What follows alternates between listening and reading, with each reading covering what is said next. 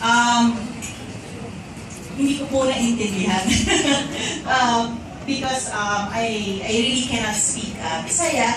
Hindi ko pa po alam. But I would like to let you know that even if I cannot literally understand each word, I can actually feel what is said. So maraming salamat po. We will not be here if not because of the invitation at saka po rin encouragement of our Chameleon Fathers. Thank you. Thank you very much po for making this possible. Today is the 469th birthday of St. Camillus. So I think this is an appropriate birthday celebration for him. So lahat po tayo ay nagsa-celebrate ngayon because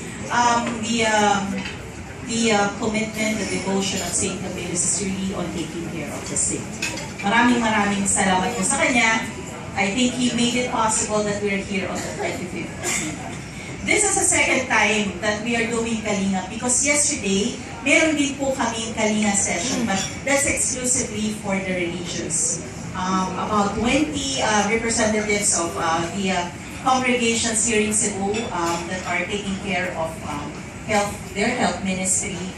They all gathered yesterday, and it was the first time, as I understand. So I'm very happy that in our own little way, apart from today, we were also able to gather them.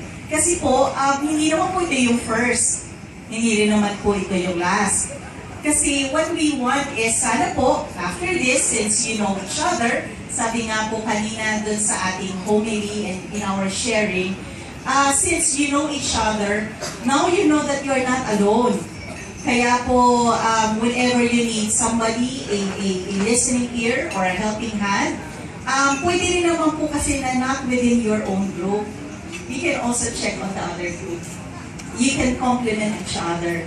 You have to connect and come up with a more open network for each other. After all, we are just one community. Hindi po ba? Yes. And earlier, when I mentioned in my welcome remarks that yung pagmamahal ng isang ina, kahit ano po talagang paghihirap kaya niya. This time naman po in my ending, I'd like to just share with you na, di ba, totoo po yun na sinabi nila na it takes a village to raise a child. So, gusto ko lang po ipaalam sa inyo na bukod po sa amin, marami po kami nagtulong-tulong para po mabuo itong event na ito ngayon. So I'd like to take this opportunity to introduce to you my team, the External Affairs and Social Partnerships team of UNILAB. I'm the head of it, and with me is Bianca Diaz. Please join me. Miss Tina Vizda. And of course, our game master, sino ka nga? Rex Dayaw. Tatandaan niyo yung pangalan niya. And also with us, and as always, we get support from our brands and also from other groups such as the Business Development Group. So I'd like to acknowledge the presence of Ms. Banji De Leon. She's with our Business Development Group. And she's with us. Cebuana po siya. Kaya po, very special sa amin ang Cebu.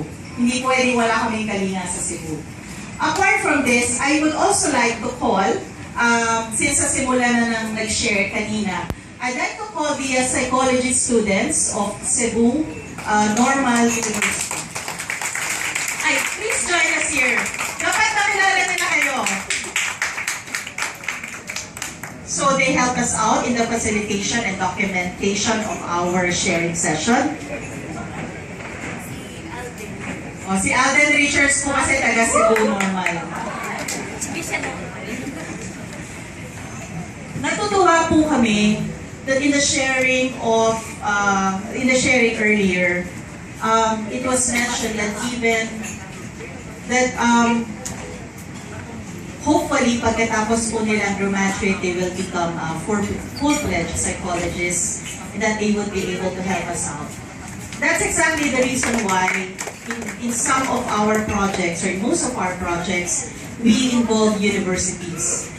Because for us, isang malaking opportunity po for us na while they are studying, while they're still in school, being able to see what's outside, what exactly is the reality outside, that would enrich them, that would further fuel their passion in whatever it is that they want to do, that in whatever it is that they want to do, it has to be people and God-centered. So apart from Cebu Normal, I'd like to ask for Rex's help so that he can call out all the leaders of the patient organizations who help us out. Yeah, we'd like to call on our partners from KAI, Cancer Warriors, from Balay Maringkawasnon, and the leaders who have helped us in gathering all the carer participants today. Pwede niyo po ba kaming samahan dito sa harapan? Chan, or there might be some others that... Yeah, can you help me? Thank you, please. Okay, so let us tawagan na pa ang mga leaders sa kanilang mga organization. KAI Foundation or Cancer Warriors, CWF, PWD Organization, Cebu Caritas, SVD, Chan, Good Shepherd, Common Service, Caritas, Lectors, CAPPI, Hemophilia, Cebu City Health Department, PWD Pakay Chapter, RISE, VCMC Balay Maringkawasnon, Talisay District Hospital, and Social Hygiene Cebu City Health, and DSH. May call on those leaders from those patient organizations, please here in the front.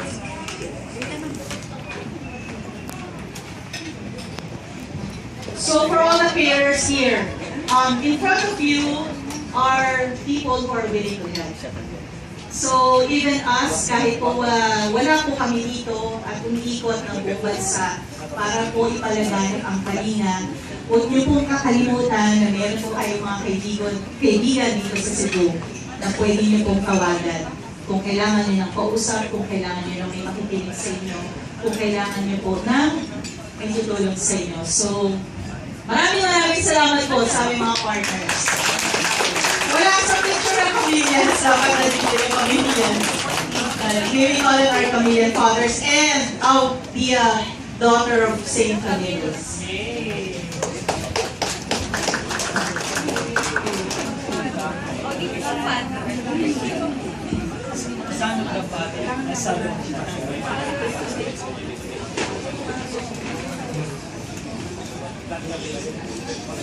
Kami po'y magbigyan nyo ng magpipicture taking lang din po. Sayang makatayo na.